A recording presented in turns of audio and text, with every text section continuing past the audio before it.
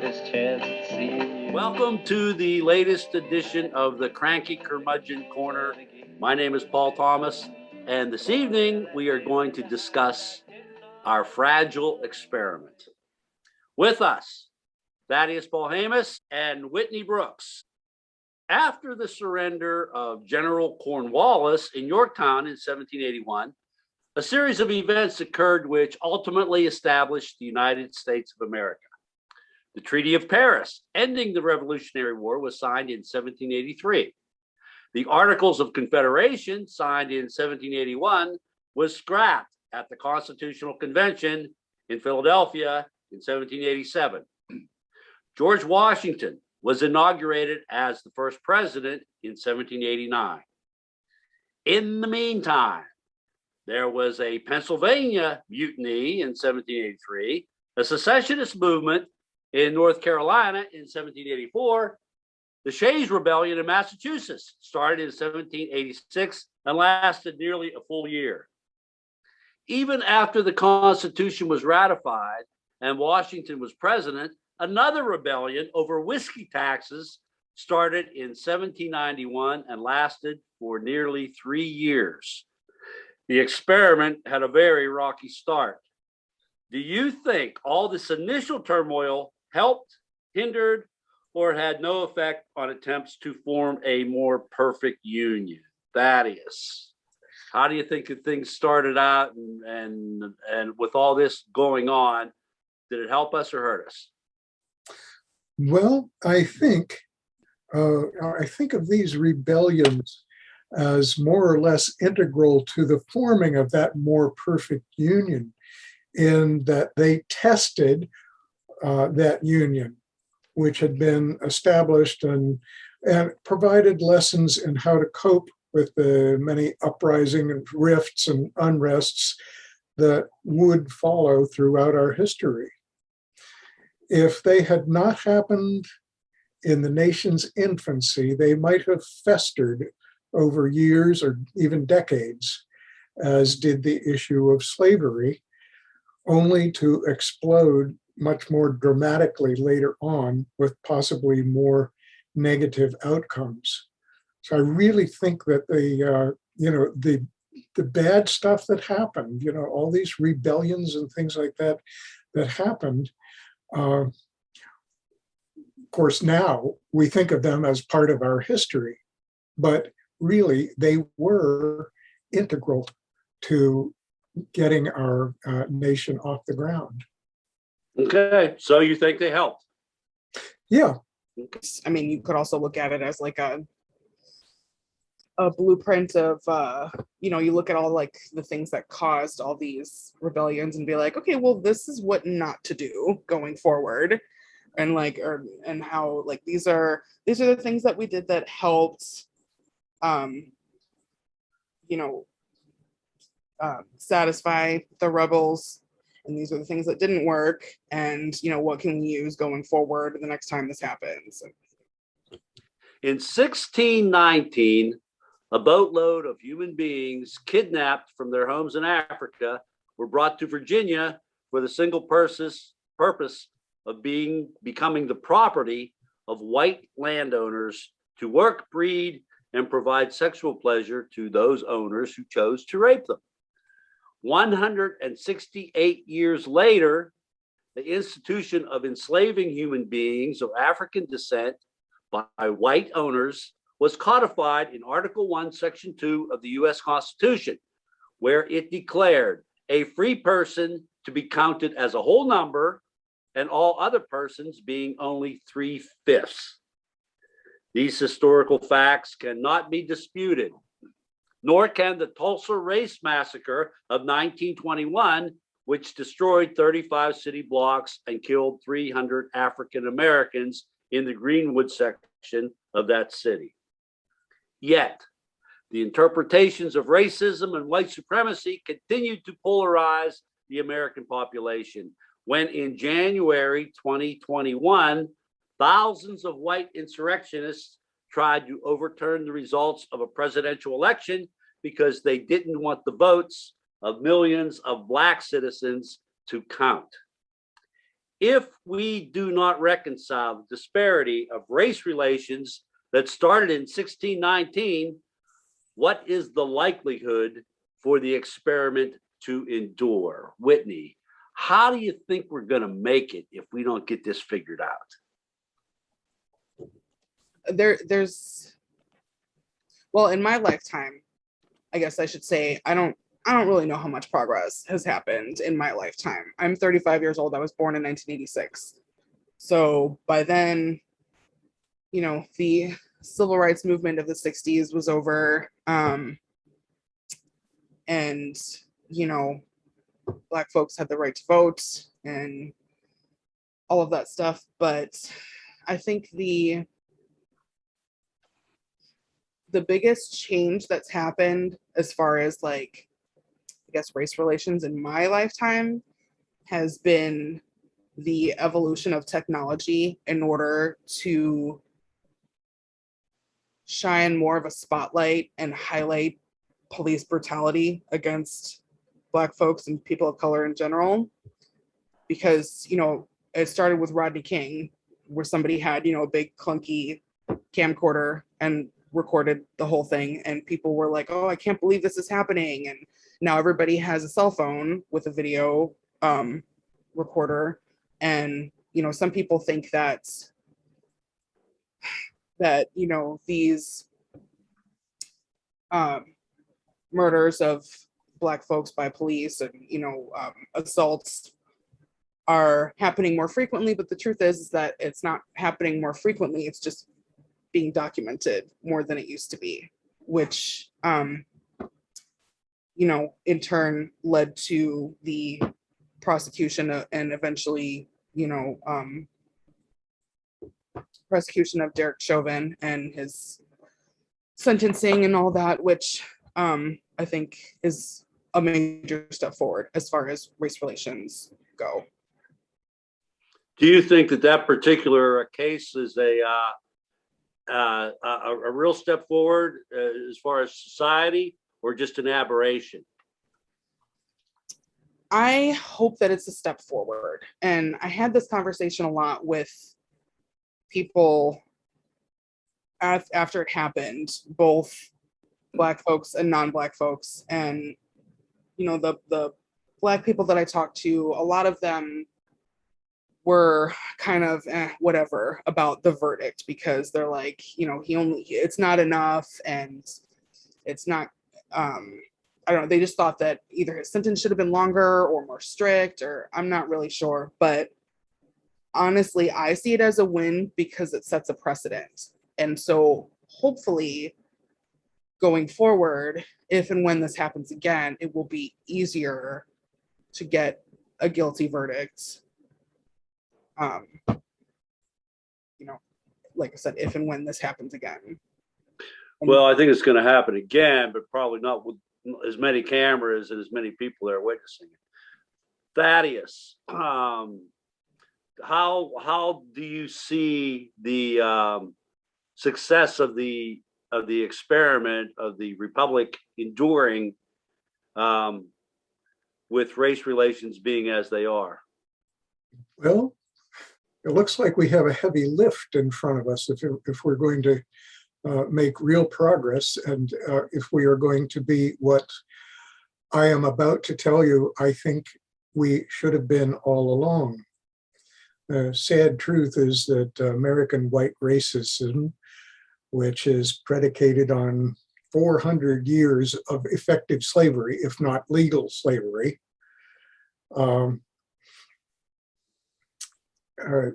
it's still alive and kicking.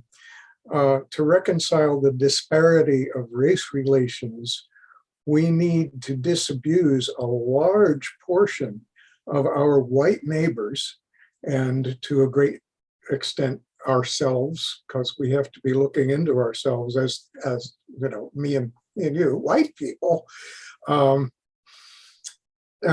We have to be disabused of the anti-scientific notion that Black people are, quote, racially inferior to white people. That's what this whole thing is predicated on.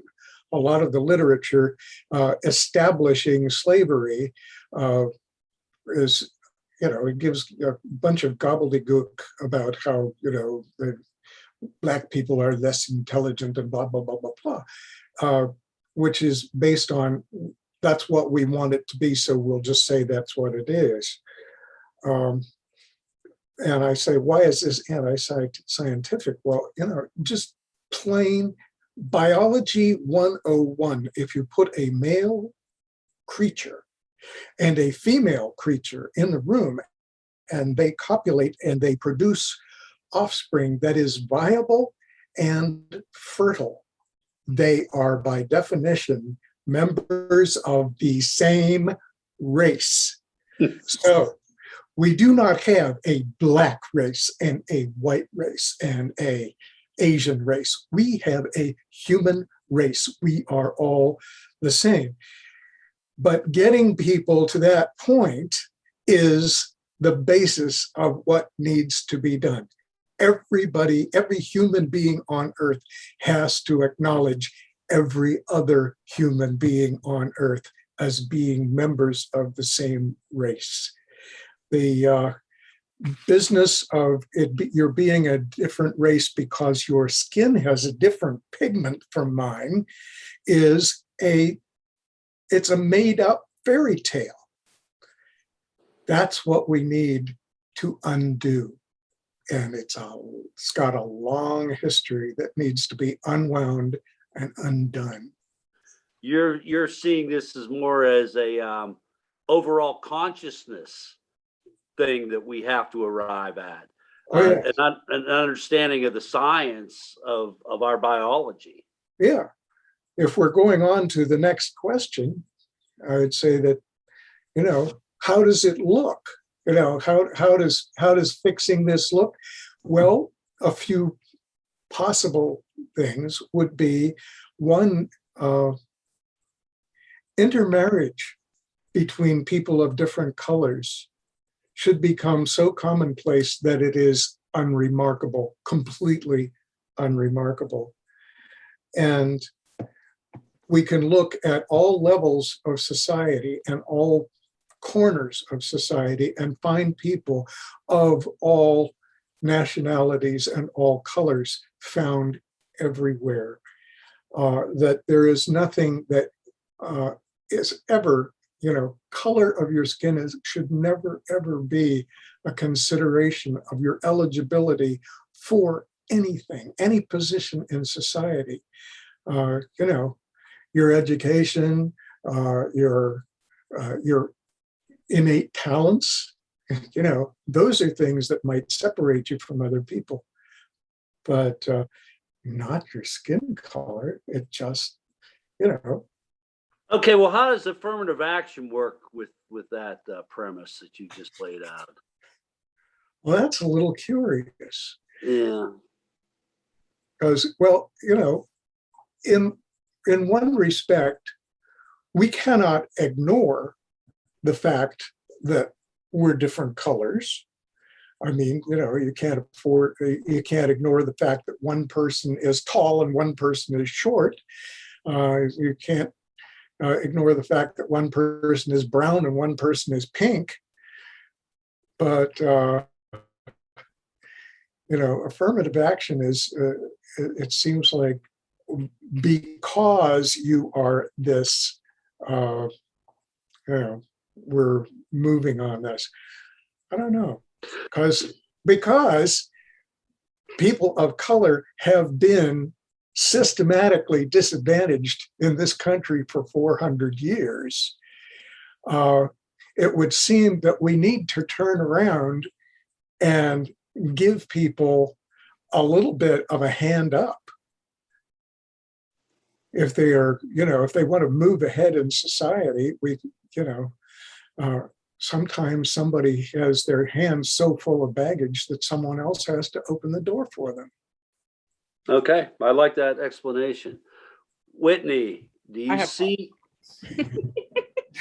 So, first off, I just have to say that I am living proof of race mixtures. I have a Black parent and a white parent, so yay for me. I also think that it's important to recognize that that, you know, within the various races, there are different cultures that I think should be preserved and may not be if everybody, you know, if it comes to the point where, you know, every single person is, you know, marrying outside of their race. And when I say cultures, I mean like non-white cultures that need to be preserved, just because it tends to, I think when people have mixed kids, you know, some people try to make sure that their kids have equal exposure to both sides of their heritage, but a lot of times they get assimilated into white culture, whatever that may be, because it's the majority. So that's just something to think about. But in regards to the second question about what needs to happen, my first answer, I would say, is reparations. And I know that there's a lot of controversy around reparations and what it should look like. But how do you think it should look? How do you think reparations should look? Well, I think that the first thing that needs to happen before anything else is a formal apology from the US government to Black citizens. Because that's never happened and it costs nothing. But I think that's the first step that needs to happen. Now, should that apology be for everything that happened in the past all the way up to the present day? For instance, slavery, as well as police targeting Black people the way they have been, including all the Jim Crow and all that? Or how would you phrase the apology? The focus should be on, you know, the hundreds of years of slavery plus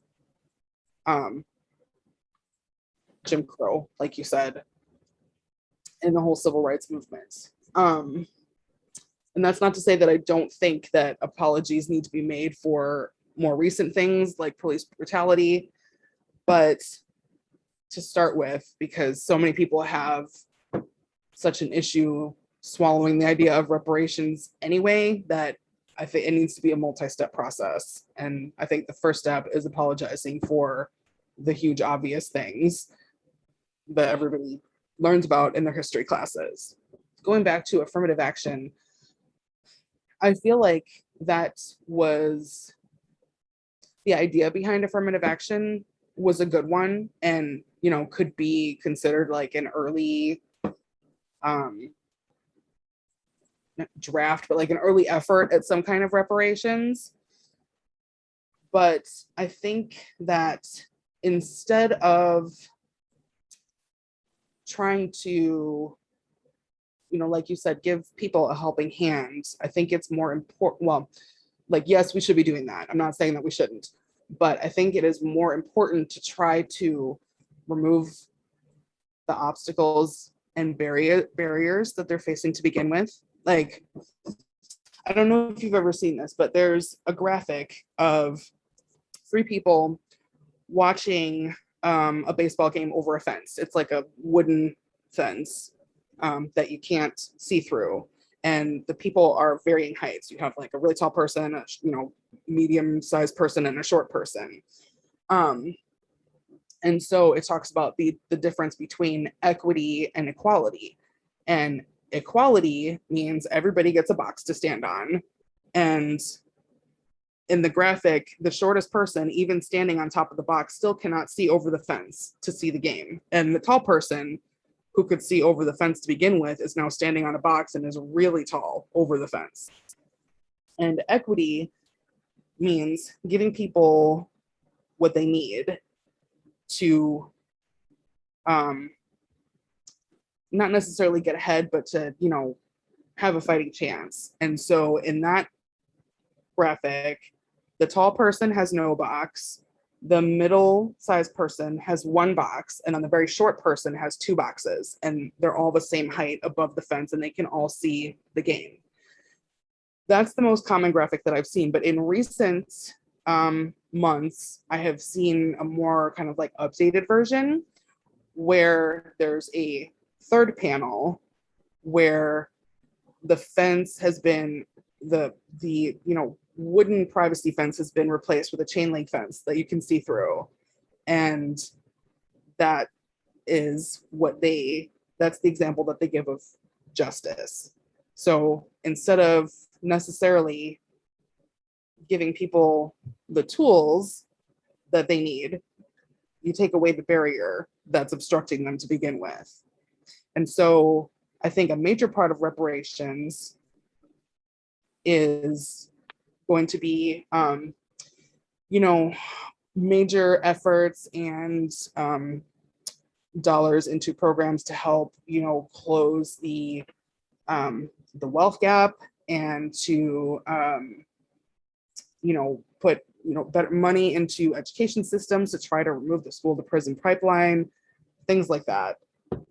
So I think that those are all things that need to happen in order to get to a place where reconciliation is ever going to happen. Well, I like the concept of affirmative action being one of the early forms of reparations. I think that is true. The preamble states, "We, the people of the United States, in order to form a more perfect union, establish justice, ensure domestic tranquility, provide for the common defense, promote the general welfare, and secure the blessings of liberty to ourselves and our posterity, do ordain and establish this Constitution of the United States." Two of these phrases came in conflict with the advent of the COVID pandemic. Promote the general welfare and secure the blessings of liberty are smack dab in the middle of the issue of mitigation strategies, masks, vaccines. It has become the issue of individual rights versus public safety. I'm not seeing any indication that this issue is being resolved, in spite of the fact that many anti-vaxxers and anti-maskers are dying in record numbers. I just heard today that we are at the same level of deaths as we were in February. This situation seems to be getting worse. Regardless of how you feel about each side, my question is, how worried are you that the anger generated by this will erupt into something more than our current norms and institutions can control? Whitney, are you afraid that the anger that these anti-vaxxers are generating, and the anger of the people who are vaccinated, being angry at the people who aren't vaccinated, and the danger that they're putting us into, is going to cause social unrest? I don't think worried is the word that I would use, because I don't think that people are angry enough, to be honest. That's probably what it's going to take in order to make any major steps forward in ensuring public safety via legislation, whether it's like mask mandates or vaccine mandates. So you do see a resolution, unlike me. I personally think that the only answer is going to be a vaccine mandate. And I know a lot of people think that that's unconstitutional and it goes against our rights, but the truth is that there's already been a precedent set for it. People like to worship and glorify the founding fathers. I read recently that George Washington forced, I think it was smallpox. Smallpox, yes. Huh? It was smallpox, yes. So I'm honestly, I feel like that's what it's going to take. It's either going to be like a mandatory vaccine or mandatory, isolation for people who don't want to be vaccinated.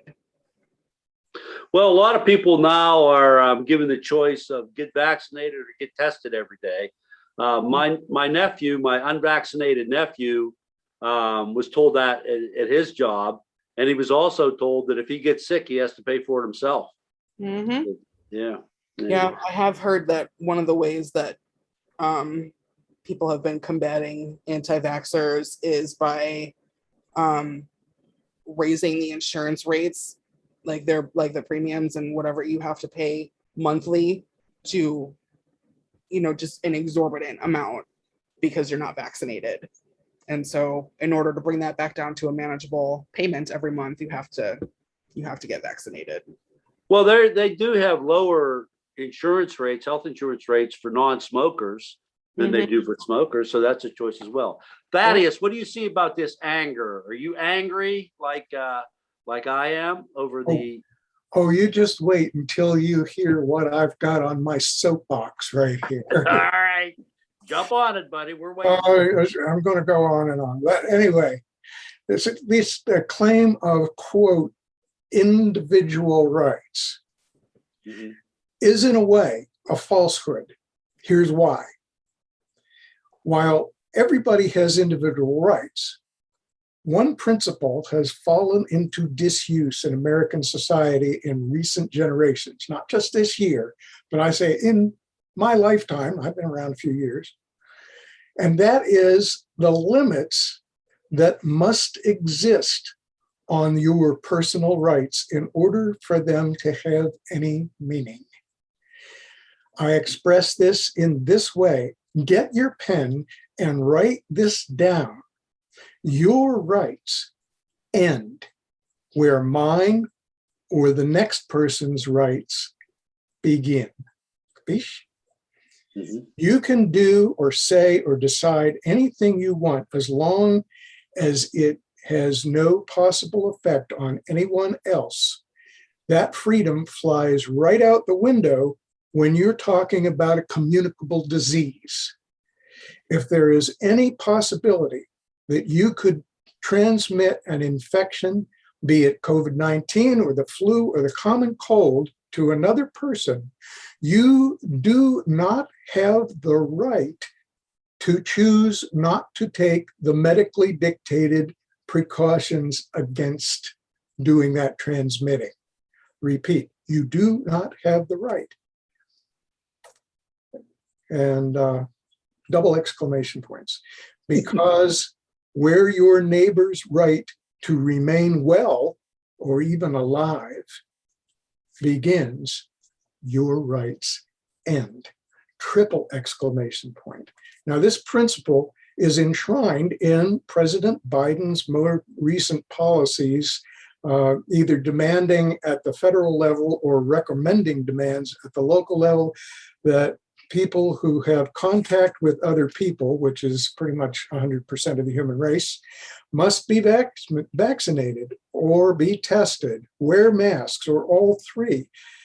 As I see upticks in compliance and a downward trend, at least anecdotally, what I can see from where I sit, of tolerance for inconsiderate behavior, I have hope that this will not escalate into a nationwide war, acknowledging that some local resistance will persist for quite some time. So I have hopes. So you and Whitney are both on the same page as far as believing that this thing will have a good outcome ultimately. It's going to de-escalate. Okay. Slowly, but it's going to de-escalate.